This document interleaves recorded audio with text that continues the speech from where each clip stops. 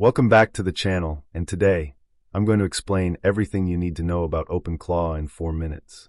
You are all familiar with the standard conversational LLM UI, where you input a prompt, the model formulates a response, and the session ends. OpenClaw is a fundamental architectural shift. It is a local device orchestration layer. It effectively acts as a central nervous system for your operating system, taking a base text model and giving it the autonomy to execute asynchronous, long-running tasks without human intervention. Here's the part that you're probably most interested in. What can OpenClaw actually do? Here are some popular examples. You have folks configuring an agent with a specific set of skills, like let's say, lead generation. You text OpenClaw, find 50 mid-sized e-commerce sites, audit their load speeds, and if they are slow, draft a personalized pitch and log them in my CRM. The agent will spend the next 4 hours quietly browsing the web, running diagnostics, and building your sales pipeline while you are free to do something else entirely.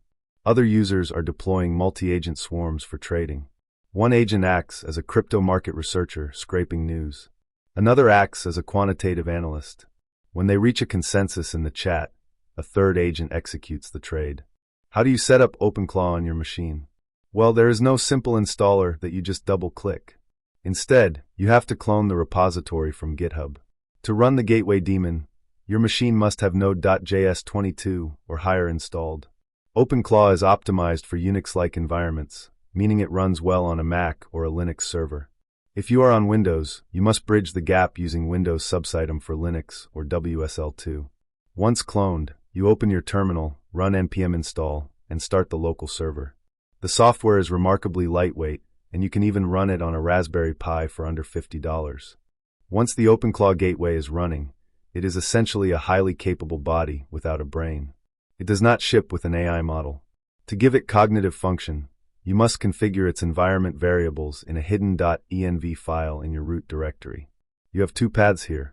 The first is cloud-based. You could generate an API key from Anthropic or OpenAI, paste it into your .env file, and OpenClaw routes all reasoning tasks to their servers. This could cost hundreds of dollars a day in tokens if you're using a top-of-the-line model. The second path is to run it locally. If you have the hardware for it, you can run an open-source model entirely offline using Alma.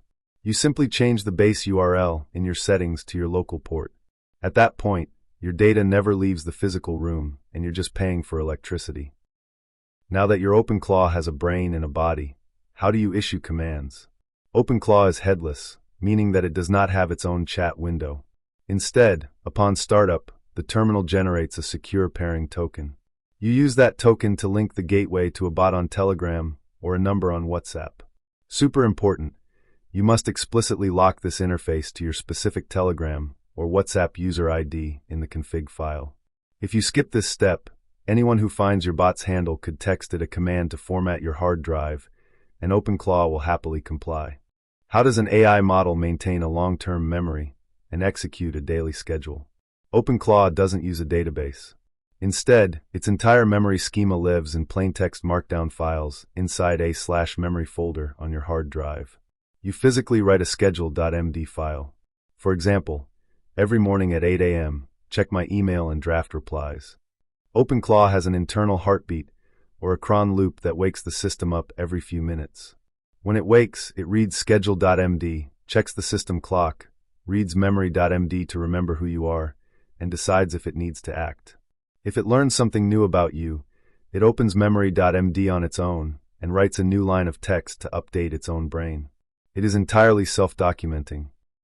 As great as OpenClaw is, there are some major security risks that you should be aware of.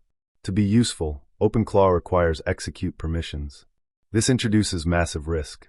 If you instruct it to clear old cache files, a hallucination could cause it to delete core system directories. More insidious is the threat of indirect prompt injection. If your agent is scraping the web for market research and lands on a site where a hacker has hidden invisible text disguised as a system command, the agent might blindly execute that command on your local machine. Because of the security risks, some governments have banned these agents from their state infrastructure. My own recommendation for anyone who wants to try OpenClaw is to sandbox it with a separate set of hardware and account access.